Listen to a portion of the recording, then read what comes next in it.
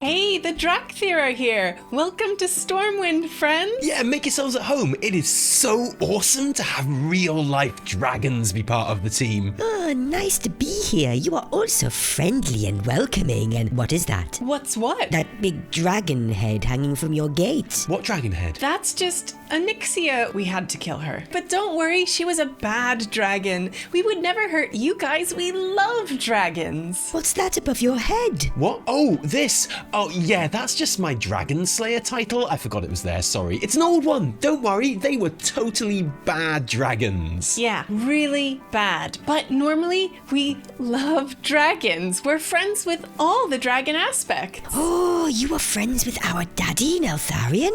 Well, no, we had to kill him. To be fair, he was trying to destroy the entire world. We're friends with all the other aspects, like, who's the blue dragon guy? Malagos. We killed him. Yeah, okay, we killed Malagos, but who's the time one? Nosdormu. We are great friends with him. Yeah, we killed him too. No way, Nosdormu's still alive. Yeah, we killed future him, and we will kill him, like, forever or something. Okay, yeah, well, time is weird. Ysera and me, we're like this. We did actually kill Ysera too. Oh yeah, we killed her, but it was a mercy killing, but we did kill her, yeah. Is there a dragon aspect you haven't killed? Yeah, of course. We've never killed Alexstrasza. Isn't that funny, Alexstrasza? You're like the only original dragon aspect that we've never killed. Funny. Knowledge is power. Hello Internet, Taliesin here, and welcome to another episode of the Weekly Reset, Taliesin and Evitel's wondrous wisdom show in a week where we have an entire new expansion to talk about, react to, and impart more information that you may not have heard yet, because that's our job. But Dragonflight is World of Warcraft 10.0. It's set on the Dragon Isles. No! What? It has a new playable race and class in the Dracthyr Evoker. There's dragon riding, there's the return of all new old style talent trees, there's professions and UI revamp, there's Tuskar. Okay, look, I know you'll expect me to go crazy over the Tuskar. Like, after the announcement with all those other exciting things, all anyone asked me was, hey Tally, you excited about the Tuskar? So, there's a part of me that doesn't really want to talk about them much, because everyone knows I love Tuskar, right? Like, I don't need to go on about it. So, just to answer all your questions, let me say this. There's Tuskar, fam! There's a Tuskar wearing glasses, and female Tuskar, and a little baby Tuskar, and a whole zone on the Dragon Isles where they all live together. And here's a Tuskar riding Maurice with Stony Tony looking on happily. And also there's one with glasses. And also, if they're a female Tuskar and they do unfortunately look noticeably different from the male Tuskar, that means all of the Tuskar settlements we went to in Northrend are now canonically all male settlements, which means loads of Tuskar are like really, really gay. And that's awesome too. And also one of them has glasses. I mean, all of this is exciting enough anyway. But also it's not wrong to say that with all of this work going into the new models and lore and characters, the true ultimate aim of first playable Tuskar and then only playable Tuskar is one significantly larger step closer. And yeah, whatever, it's pretty exciting, I guess, whatever. So today we want to give you the rundown and opinion, not just on the main announcements, but also to collect and collate for you, dear viewer, important elements from the whole avalanche of press interviews, often in different languages, that have happened in the weeks since that reveal. Yes, that's right, Internet. This video may be a tad later than you were expecting, but I'm not lazy. While you were all out on the internet talking about Tuskar, I was sifting through every single interview I could find with Google Translate, so you didn't have to. And I'm glad I did, because there are some really interesting morsels in there. And to help us organize all of these new features and topics that we've got to cover, it's time to wheel out our Wheel of Shit, Dragonflight. It's the Wheel of Dragonflight, and we are very glad it's here. But before we spin it and get underway, how about a general overall reaction from me about the expansion? Oh, you've put me on the spot there. Overall, the announcement has got me very excited. Whatever you think of World of Warcraft right now, if you have ever liked World of Warcraft or been even slightly invested in it, there are few things more exciting than a new expansion reveal. But I'm also incredibly hopeful. I think the things that I really like about Dragonflight are the same things as most other people. A return to Azeroth, an expansion expansion whose premise, much like Mists of Pandaria, comes initially from a desire just to explore some new place rather than any imminent universe-ending threat. The old-school fantasy vibes of the dragons and environments, an apparent focus on evergreen core system progression, like the talent trees and professions, which should follow us to expansions beyond Dragonflight, and something closely related to that, which I think many of us were most keen on, signs that 9.2 change in game philosophy wasn't just an end of expansion moment, but a genuine shift in how this game is put together. Something that I think was apparent in Ian's mea culpa at the beginning of the livestream announcement, and which is also pleasingly obvious in interviews since the announcement, and which you can bet we will be looking at more today. I think the announcement itself was really good. I think I'd have liked some kind of live element to it, even if it was just someone introducing the pre-recorded group segments, which I thought were universally great. I really want to go to this WoW warehouse bar that they've built here. It looks really nice. But you know, we were all watching it live. That was very exciting. It would have been nice to have someone on the other side of it who was live as well. I do feel like as an expansion announcement, it was kind of missing one more big box feature, you know? The UI stuff is awesome. I'm really happy for it, but I'm not sure it's a box feature, if that makes sense. Something like playable Tuskars, I don't know, something like that. That is a minor issue though, because there is plenty to look forward to here. Let's spin the wheel and get cracking.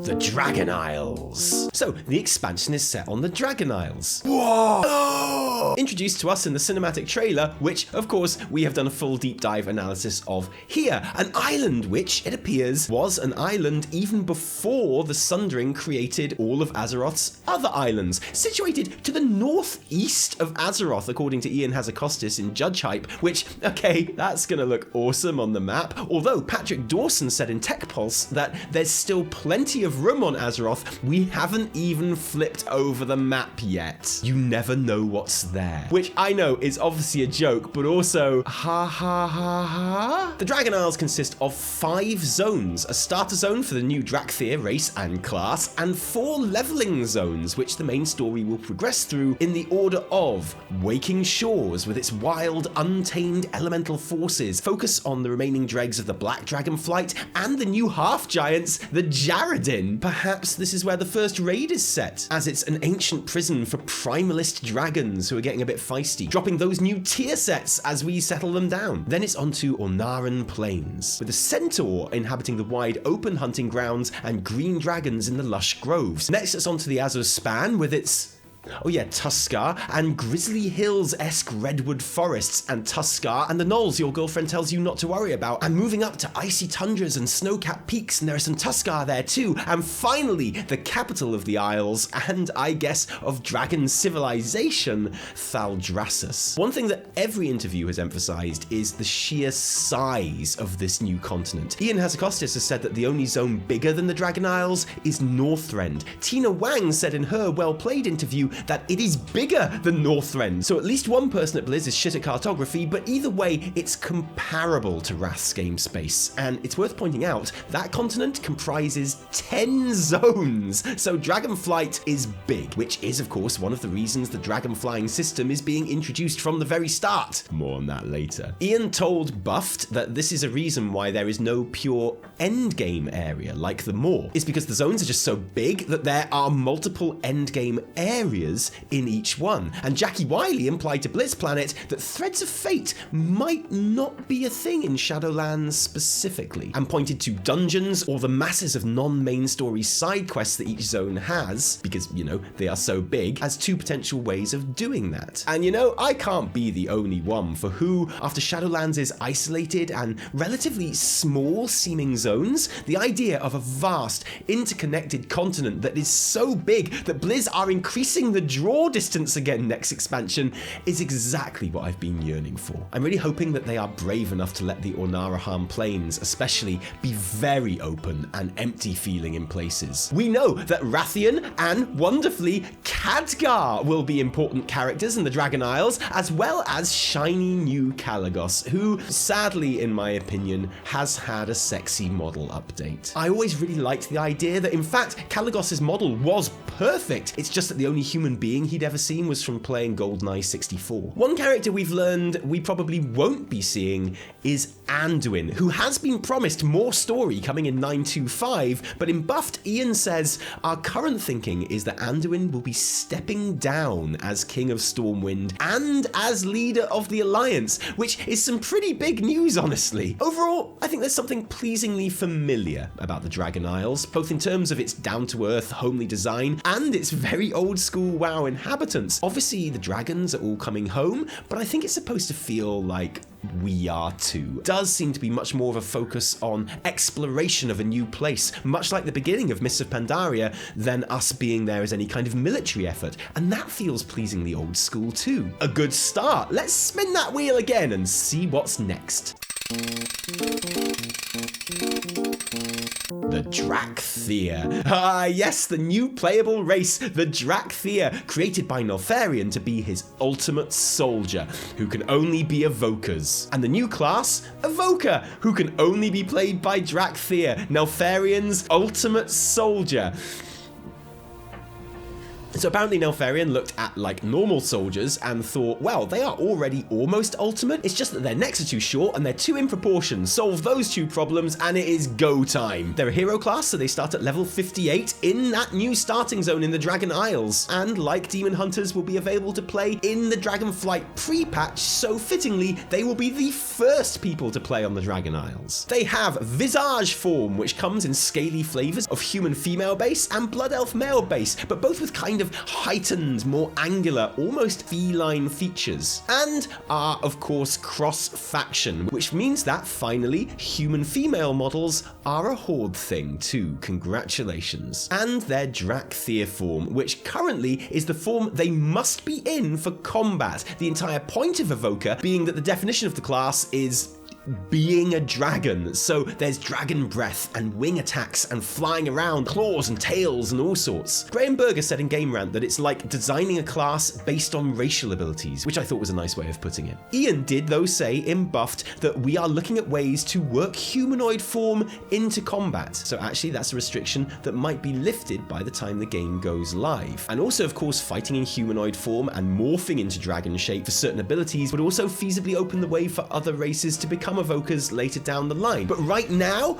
this is still a class and race with unusually tight restrictions. Ian said in a Wowhead group interview that they may well allow Dracthyr to become other classes in the future though, so like most things in Dragonflight, it seems open to debate. Evoker as a class has been described as a mid-range ranged DPS by Ian in HazelNutty's interview, with some abilities like breath attacks and swoopy flying moves obviously requiring specific positional elements. They even have some straight up melee abilities like tail swipes, but those are defensive rather than part of your DPS rotation. They also work with a new mechanic called Empower, where certain abilities can have a 1, 2, or 3 second cast time based on how long you hold the key, with the attack doing more damage or having a longer tick time as a result. A mechanic that we are told could find its way to other classes in future expansions depending on reception, according to Patrick Dawson. Overall, Ian says they want Dracthyr to bring a more dynamic, more action-based feeling to ranged DPS in the way that Demon Hunter did to melee. And their healing is done through a combination of druid-looking green magic and undoing timey-wimey magic, which could be fun.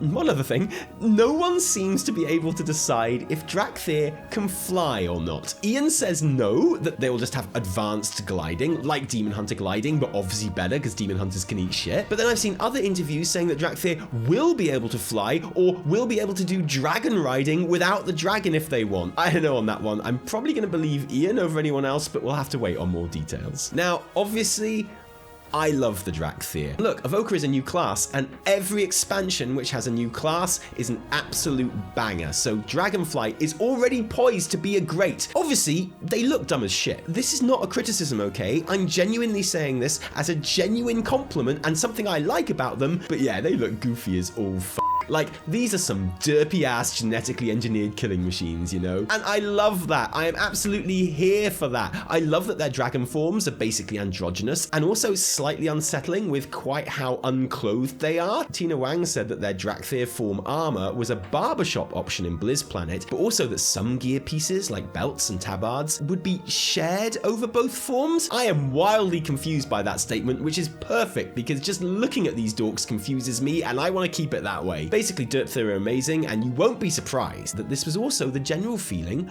on the forums, which more than anything else in this expansion were abuzz with excited admiration for their gangly awesomeness, acknowledging that somehow Blizz had hit that exact sweet spot that kept every dragon-loving player happy in terms of design, and no, it was a shit show, obviously. I hate basically everything about the Dracthyr. They are ugly as sin. They look like a dude in a fursuit. The model is just bad. I'm gonna feel like a right twat playing this. I just want to say it would be a dude wearing a scale suit, not a fursuit. It's quite an important distinction, like two completely different communities. Anyway, it is true that there is something a little bit children's party about the Dracthyr, and they're not the most intimidating bunch of super soldiers that has ever been put into a video game. Tina Wang has said that there are slightly more slender and bulkier options for torsos and head shapes in customization, but I don't think that is going to extend to the properly more bulky version that I think a lot of people may want to see. Many players, I think, would also like to see more racial options for the visage forms, something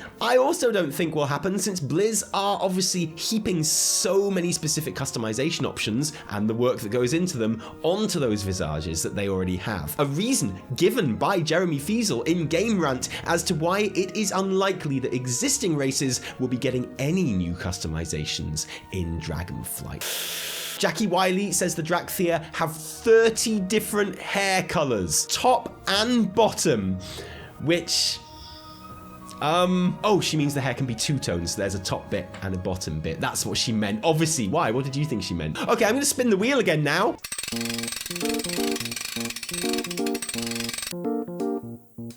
Okay, so in an expansion that is proudly distancing itself from borrowed power and AP currencies, dragon riding is basically Dragonflight's version of the artifact weapon, Azerite armor, or Covenants, a selection of drakes that you can customize with what Blizz describes as millions of customization combinations, some of which are gained through boss drops, treasures, side quests, and achievements, a bit like soul shapes, I guess, and with which you can fly, sort of, around the Dragon Isles from the very start of the expansion. The process of Dragonflight itself is described by Jeremy Fiesel in OzGamers as being very different from WoW's standard mount up and travel in a straight line system that we all know, and is more like a mini game of gliding, velocity gaining, and momentum building. Guild Wars 2 flying seems like the obvious example, but I've also seen devs compare it to the web swinging in recent Spider-Man games, which would be genuinely brilliant. Those Spider-Man games show that traversal itself can and should be an enjoyable gameplay mechanic and loop. And frankly, if dragon riding is half as good as that, then we are in for a treat. Or I suppose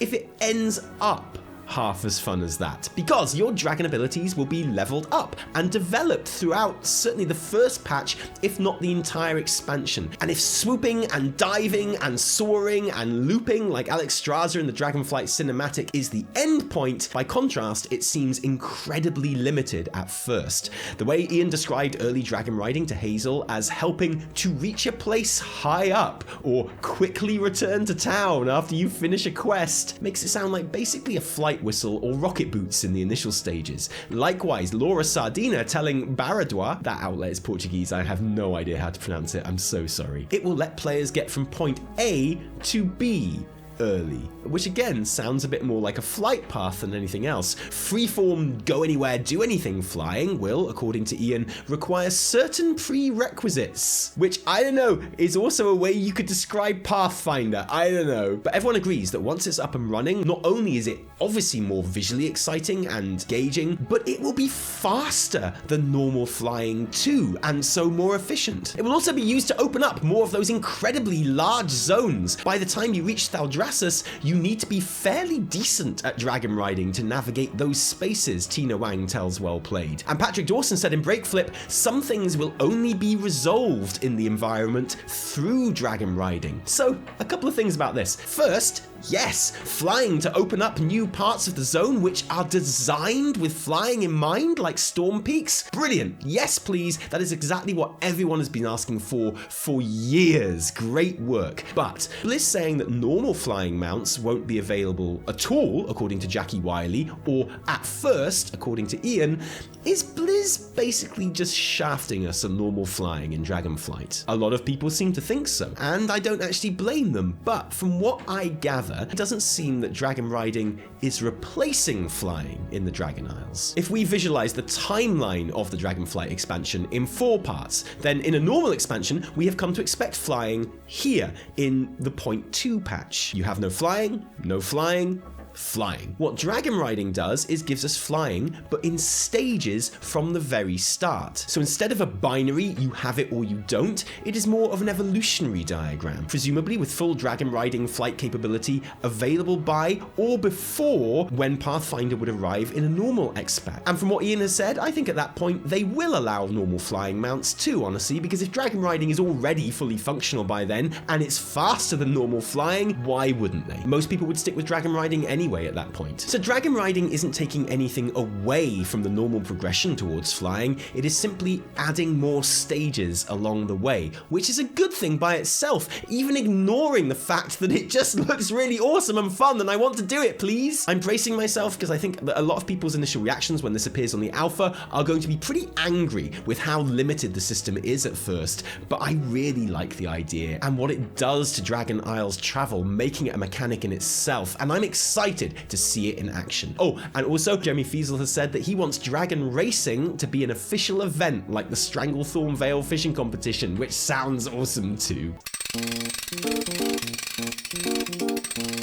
Professions. The greatly deepened crafting system, most of which is endgame content according to Laura Sardina. Oh, it's just occurred to me her name might be Lara. If I've got that wrong, I'm genuinely sorry. That allows players to really specialize in not just certain elements of crafting, but in specific armor slots is really cool. Obviously, I think the work order system is brilliant. I think being able to put out work orders specifically to your guild is the best part of the entire new professions feature. I think it would also be incredibly fun and worthwhile to be able to put out work orders specifically to your friend list, Blizz. And the awesome gear you get to do it in? Awesome, I'm sold. Ian told Wowhead that gathering professions would be getting some stuff too, like maybe gloves for herbalists to make them gather some stuff faster and whatnot, but this is very much a crafting update. And whereas there are some bits that worry me, like bind-on pickup materials that players get from a boss, but then they can get a master crafter to craft it into gear for them, sounds awesome until you realize that's basically like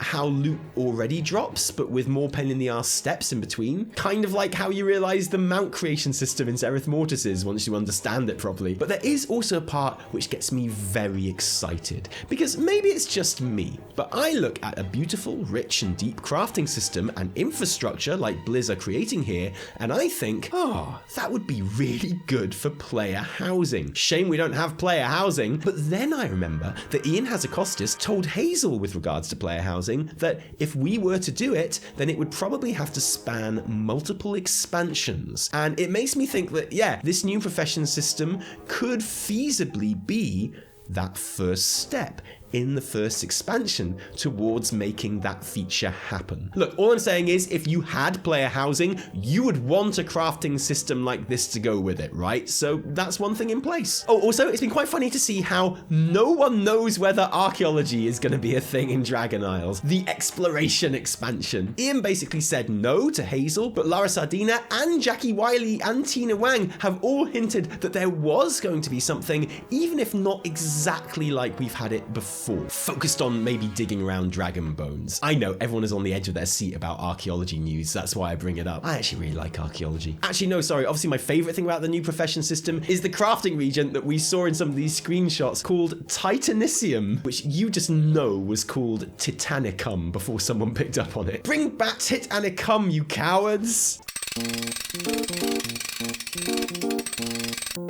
philosophy. This is a really big one for me and many others, including, it would seem, the devs, who have been very keen to highlight it in their interviews. Patrick Dawson was probably the most explicit when he told Breakflip there was a significant moment of questioning the fundamentals of the game that started with patch 9.15. The result? Many changes in our philosophy. Ian said to Buffed, I think in many ways, Eternity's End is a template for how we want to approach these philosophies from the ground up, which is good news. Obviously, the openness, ease of use, and player friendliness of 9.2 is absolutely a perfect starting point for the new World of Warcraft, and we can already see signs of it in Dragonflight, with there being no expansion player power system, no friction on creating, saving, and switching between builds in the new talent tree system, and that talent tree system itself, like the crafting, representing a focus on core progression systems that follow us to future expansions and are not just one expansion wonders. Or like Renown, apparently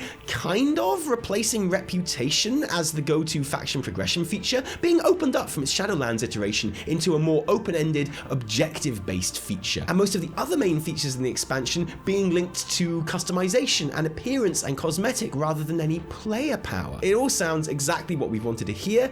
Of course, no one will know until alpha. No one will really know until launch day. But I know, maybe all the hopium I've been mainlining has permanently affected my brain, but this sounds like a lot of that optimism might have been well placed. Okay, stop writing that withering comment. I'm spinning the wheel again. Stop being mean in my comments.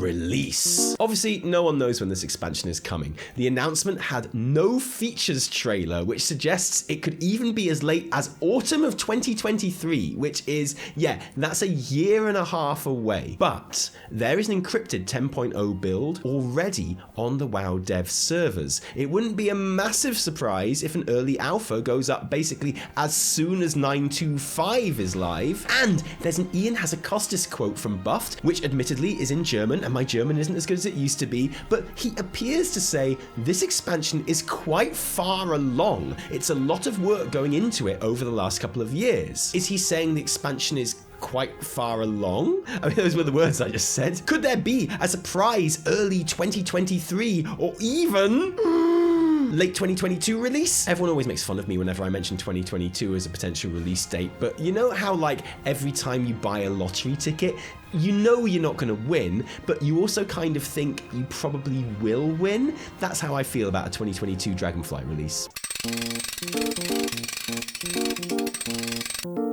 Lore. Steve Danuser has dropped some awesome lore bombs in interviews that he's done after this announcement, which we're not going to talk about here because they need videos of their own. Spin the wheel again. Tidbits. Here's a bunch of interesting stuff I found in interviews that don't merit a section themselves, but are cool to know. It has been widely reported now that there will be 8 new dungeons at launch, but that the first Mythic Plus season will include only 4 of them, with 4 Mythic Plus dungeons from previous expansions making up the remainder. Then in season 2, the rotation will consist of the other 4 Dragonflight dungeons and 4 other time walking dungeons. Now, working on the if, and it's a big if, that these are WoD or Pandaria or even Cataclysm dungeons that we haven't played Mythic Plus versions of before, this is, in my opinion, an awesome idea. I understand the criticism that, yeah, obviously, you want all of the new dungeons in Mythic Plus in Season 1, because of course you do, it's the new expansion, but having a completely 100% different dungeon rotation over the course of the first 2 seasons, with, importantly, completely different loot tables, is something that I think will really alleviate the worst part of Mythic Plus, which is refarming the same gear at a higher item level every new season. So I think this is a great idea. I am fully behind it. White and grey items are becoming available to transmog, maybe before Dragonflight, according to Ian, which opens up the starter sets for loads of races and zones, as well as, weirdly, loads of new weapon appearances too. Another legit awesome change. Why did it take so long? Shh. Laura Sardina says that they want to make some minor updates to Exile's Reach, which we can probably speculate is to incorporate the new talent points system and an explanation for that. Although a Blizzard Blue said that talent points would start at level 10 and Exile's Reach ends at level 10, so maybe that's bad speculation. Sorry for my bad speculation, everyone. Also, there seems to be some confusion over what happens to new players after Exile's Reach. Patrick Dawson said that they would go into Shadowlands, which would make sense as the most recent expansion. Jackie Wiley seemed to imply that it would still be BFA content, which would make sense since it would definitely make more sense to a new player than Shadowlands. Lara also interestingly says that Shadowlands and Dragonflight were developed in parallel, which is very interesting, depending on how parallel exactly she means. Like, I'm pretty sure they weren't started at the same time, right? The interview is in Portuguese, so it might be a translation issue, but it would certainly help to explain why this expansion is so far along, if that is the correct translation for what Ian said. Translating's hard, okay? The brand spankly new UI will have profiles that can be named and saved for different classes and specs, but Lara again says in Portuguese that those profiles will be shareable so that streamers or Wowhead or whoever can create their own UIs for you to use. Also, Taliesin told GameLiar that playable Tuskar are definitely a thing coming in pre-patch, and that's very exciting too. Oh, by the way, one of the things in this section is from a fake interview that I made up. Can you spot which one it is? I kind of forgot about the game until right at the end there, sorry. There is of course new news breaking all the time. We will be including lots of links to Wowhead articles that cover stuff we've talked about and new things that we didn't even know about in the description below, so check it out. They're gonna see you okay. It's so weird because I think it's maybe wrong to say that I'm excited about Dragonflight. I mean, I am, obviously, and now I know about it, it inevitably makes me like Shadowlands. That's just normal and natural, and the double-edged sword of expansion reveals. But more than excited, I think I just feel good about Dragonflight. I just feel really happy about it and what it's trying to do. There are things I'm a bit iffy on. The big danger is obviously the talent trees. It's so blatant how it could be the system that players come to totally resent if Blizz don't absolutely nail it. We haven't talked much about it in this video because honestly, more than anything else, it's one of those things that we will have to wait and see what comes out on the alpha. For now, all of those are minor worries in the distance, kind of like Schrodinger's worries, you know? And generally, I just feel really good in quite a calm and confident way, which is odd, you know? It feels safe in the best possible sense. The whole feel and look and vibe is really doing it for me because of course it does, because I like WoW and this looks like WoW. The sense of exploration and wonder and just going where the road takes you is exactly what I'm into right now, and there's a Tuskar who wears glasses. I know YouTubers always say this, but seriously, tell us what you think in the comments below. I mean it this time. There will doubtless be even more that we've learned by next week, so I guess we'll see you then. And thanks for joining us today. If you like this video, don't thank us, thank our patrons who give their actual real life money to make all of our videos happen. Patrons, thank you. And the second we get an hour child free to sit down and talk together in front of a camera, this week we are doing a special Q&A where you get to hear Evie's reactions to the announcement too. A special treat at the moment, but you deserve a special treat. If you didn't like it, downvote the shit out of it. Remember, my name is Laura Sardina. No, my name is Lara Sardina. No, my name is Taliesin from me and Evitel and Nyron and Penny and Stony Tony too. Until next time, cheerio.